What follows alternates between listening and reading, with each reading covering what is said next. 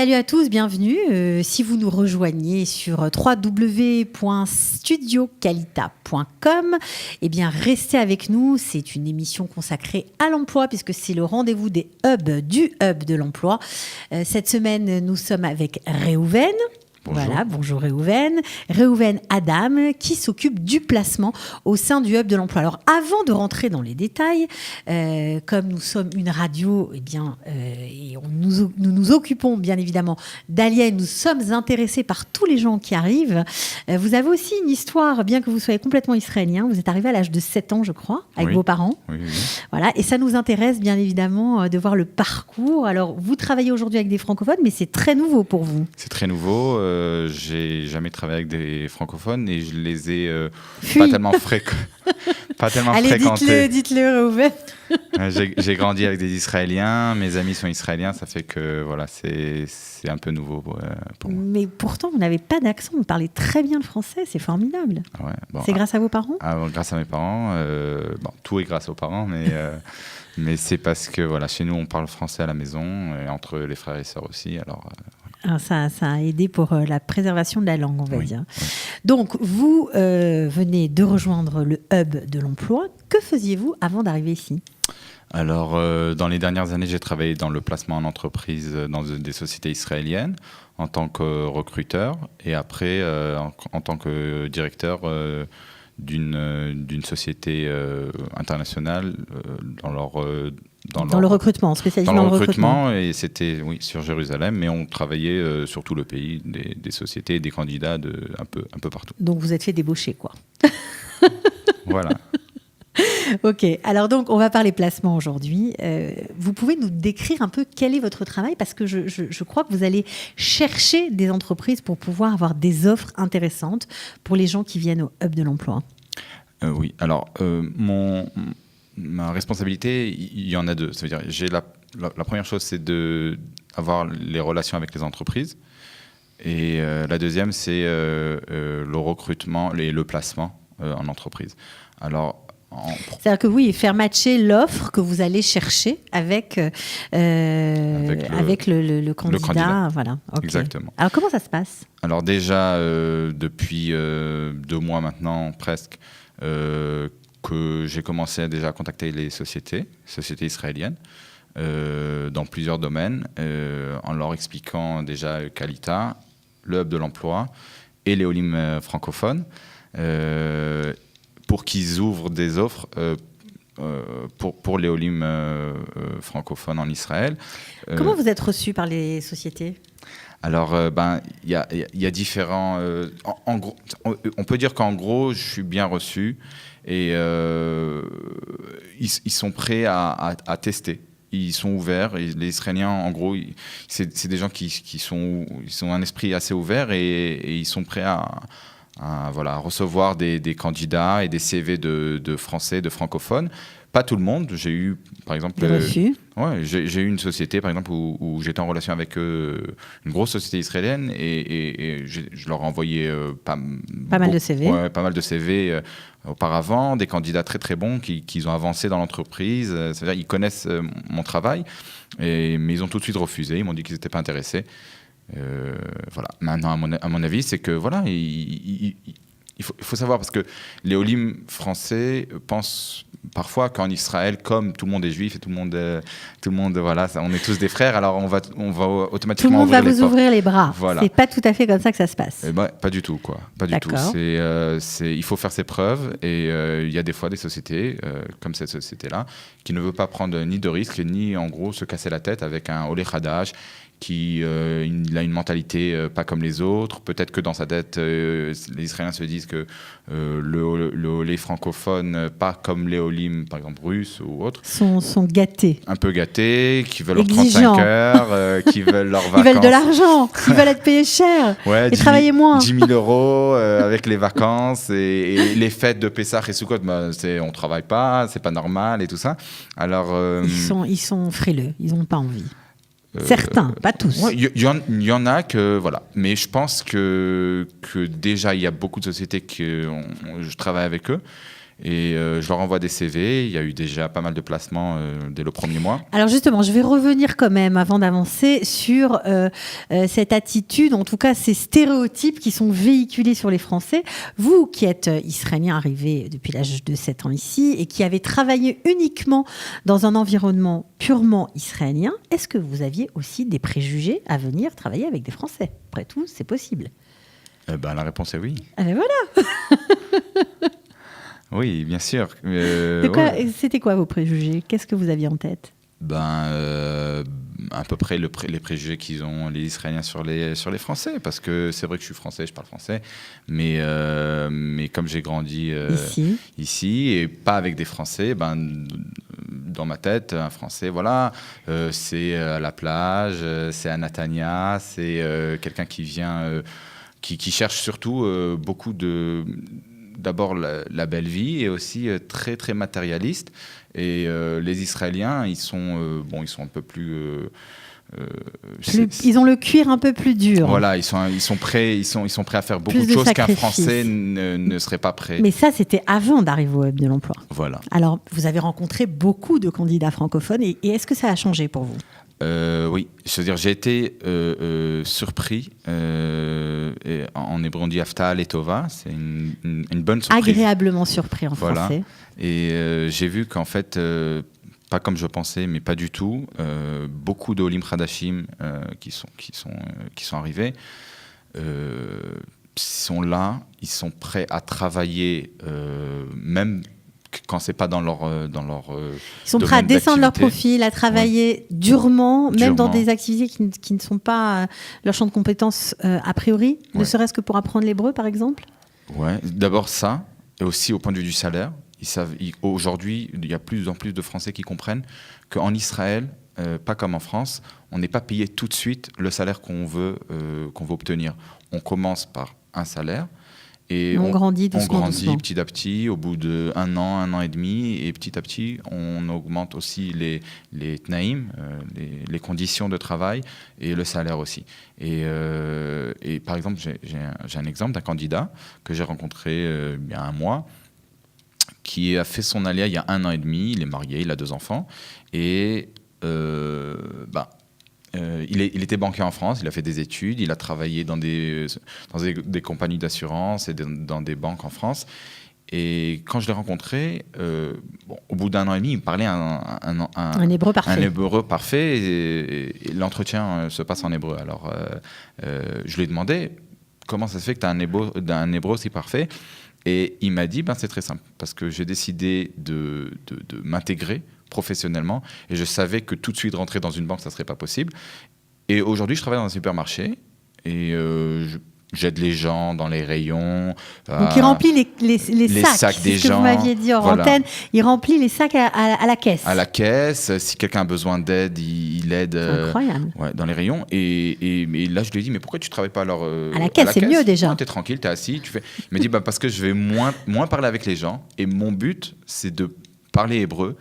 Et moi, je lui ai dit tout de suite que c'était un exemple pour les Olim francophones. Parce qu'il n'y en a pas beaucoup des comme ça. Alors, je crois que vous allez rencontrer une banque bientôt. Peut-être qu'il y aura de la place pour ce candidat, alors. Exactement. Et c'est la première chose que je vais faire. C'est dès que la banque va nous ouvrir des offres, c'est la première personne que je vais appeler pour lui proposer et le préparer à l'entretien de la banque.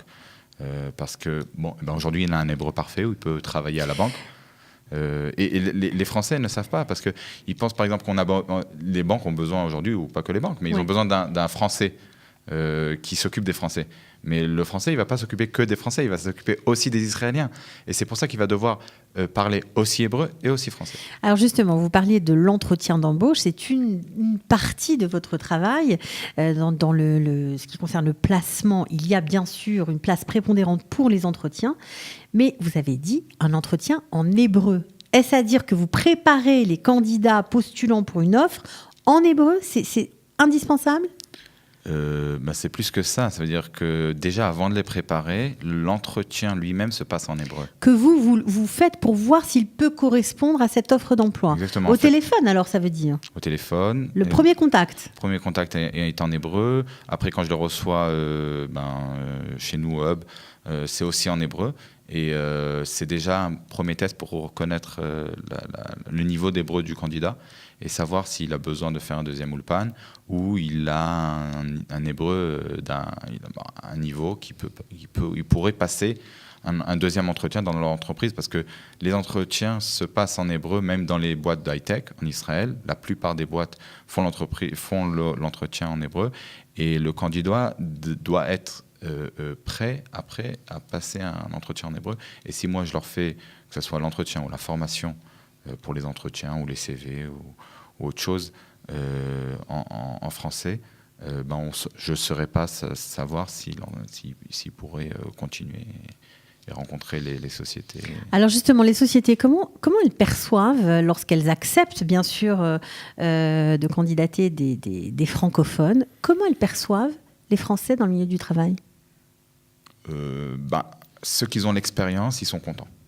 Parce que, comme on a dit tout à l'heure, l'idée qu'on se fait, c'est une chose, la réalité, c'est une autre chose. Peut-être que les mêmes Français en France auraient été plus difficiles.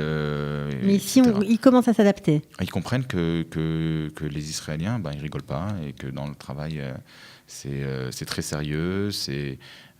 Quand il y a une pause déjeuner, c'est une pause et c'est pas comme on a l'habitude en France, on sort, on vient, on revient. Et que les Français, ils sont assez professionnels, ils ont des bons niveaux d'études et ils sont là pour réussir. Et c'est ce que j'ai dit aussi aux entreprises. Un des avantages de prendre les candidats qui viennent de Qualita, c'est qu'ils vont recevoir des candidats qui sont d'abord préparés, mais aussi très motivés à réussir. Ils savent qu'ils n'ont pas beaucoup de chance. C'est pas ils sont nouveaux arrivés. Ça veut dire on leur donne une chance, on leur donne une place. Ils vont pas changer d'entreprise pour encore 5 ou 10 shekels de l'heure. Ils ont leur place. Ouais, ils n'ont pas pris le mauvais côté de la mentalité israélienne. Ouais. Ça n'existe pas. Par exemple, de quitter une place parce qu'on a été débauché pour 100 shekels de plus. Les Israéliens sont OK à partir, mais les Français, ils ont peut-être un petit peu plus de conscience professionnelle. C'est pas tout à fait la même chose. Voilà. Et ça, c'est un avantage pour l'employeur israélien. Ouais, et quand ils sont en Israël, un Français, il sait prendre quand on lui donne une chance, il sait la prendre, la saisir et rester et montrer qu'il est là, qu'il travaille, qu'il est sérieux. Et c'est en fait un peu un exemple après pour les autres Français qui vont venir. C'est-à-dire chaque Français doit savoir, chaque candidat doit savoir que quand il travaille dans une société israélienne, il est un peu le représentant des Olim francophone en Israël. Si sûr. Lui, on va être content de ça. On aura envie d'employer ceux qui vont venir après lui, d'autres francophones. Donc son comportement entraîne a des conséquences sur l'avenir des autres. Donc c'est très important de bien se comporter. Ça paraît bête, mais on est vite catalogué comme le représentant de toute une population. Donc il faut y faire attention. Alors justement, il y a des francophones qui n'habitent pas encore en Israël et qui nous écoutent. Je rappelle l'adresse de la station, www.studioqualita.com. Donc ils nous écoutent et ils préparent leur alia. Est-ce qu'ils peuvent dès maintenant envoyer des CV, vous contacter, ou alors c'est pas du tout le moment, ils sont complètement à côté de la plaque, il faut attendre? C'est marrant que vous posiez cette question parce que je reçois des CV de Français qui sont en France, oui, qui m'envoient mon CV pour tel ou tel poste et on compte faire notre alia en septembre, en octobre, en novembre et ce qu'ils doivent comprendre en fait qu'en Israël, pas comme en France, d'après ce que j'ai compris, on postule très longtemps à l'avance, 2-3 mois à l'avance. En Israël, c'est 2-3 semaines. Alors, Quand ça veut dire qu'en 2-3 semaines, le poste est offert et le poste est trouvé et ça va très très vite, quoi. Ouais. Très vite. Très c'est vite. comme pour les appartements, quoi. C'est pareil. On visite un appartement, on dit je vais réfléchir, je vais signer, peut-être je vais revenir avec mon père, ma mère. Mais l'appartement, 2 ans après, il est vendu, quoi. Exactement. Ils ont du mal, les Français, avec ça, c'est sûr. C'est comme ça. Et le travail, c'est pareil. Le travail, c'est pareil. Voilà, les candidats, ils postulent et s'ils sont bons, et une semaine, 2 semaines après, ils reçoivent leur contrat. Et c'est pour ça qu'un candidat qui est en France, déjà, c'est pas très possible. Parce qu'il doit venir à l'entretien. Alors, il y a des candidats qui me disent « Ouais, mais je suis prêt à prendre un avion et venir et faire quelques entretiens. » Mais aussi, il y a une autre chose qu'il faut savoir, c'est la mentalité israélienne. C'est-à-dire que quand un candidat vient à un entretien... S'il est bon et s'il convient, le lendemain, il est embauché. D'un côté. D'un autre côté, les Israéliens, avec leur mentalité d'Israéliens, ils peuvent même pas le rappeler. Alors, il a pris un avion et après, on ne l'a même pas rappelé pour lui dire s'ils sont contents, s'ils ne sont pas contents, s'ils continuent, s'ils ne continuent pas. Comme ça. Alors c'est pour ça. Compliqué. C'est pour ça que je suis là. C'est-à-dire, je suis là juste au milieu. Et quand les candidats ils envoient leur CV, ils arrivent chez moi.